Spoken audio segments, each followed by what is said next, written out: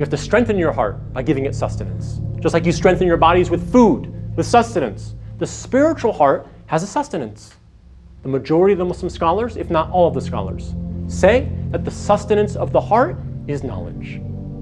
Authentic knowledge.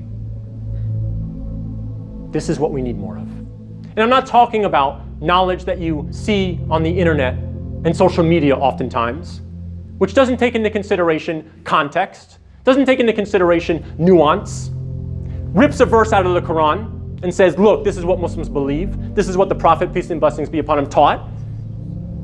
All these nasty lies. I'm not talking about that. I'm talking about authentic, real knowledge, the truth. This is what will strengthen our hearts.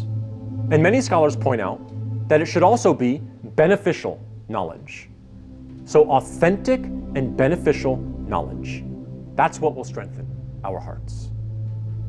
But there's a problem. If there wasn't a problem, we can say, I'm done. Khutbah's over. I told you the solution. Go and learn about Islam. Go and learn the truth. Read the Quran. Learn about Allah. We're done. You can sustain your heart.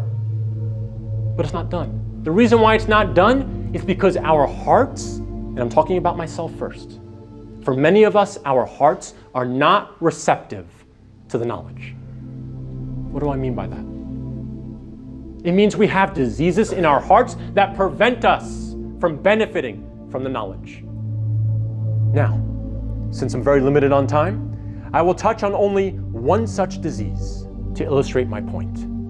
And it is perhaps the most dangerous disease of them all: arrogance. Allah tells us in the Quran, it's not the eyes that are blinded, but blinded are the hearts which are within the breasts. Allah gives us the example in the Quran and in many other places of the arrogance of Iblis, the arrogance of Pharaoh. They had knowledge before them. Iblis saw the unseen, many of the things of the unseen. He had conversations with Allah. He witnessed the creation of the human being. So he had knowledge. How did that knowledge benefit him? It didn't benefit him. Why? Because of his arrogance. He rebelled. He rejected. Same thing with Pharaoh. Pharaoh witnessed with his own eyes the parting of the Red Sea. Can you imagine seeing that? He witnessed many miracles of Musa, alayhi salam. But what did it do for him? He just kept claiming, I'm God. Until the last moment when the seas drowned him. And at then he said his shahada, but it was too late. So what this tells us is that it's not only about knowledge. It's about your heart and purifying your heart.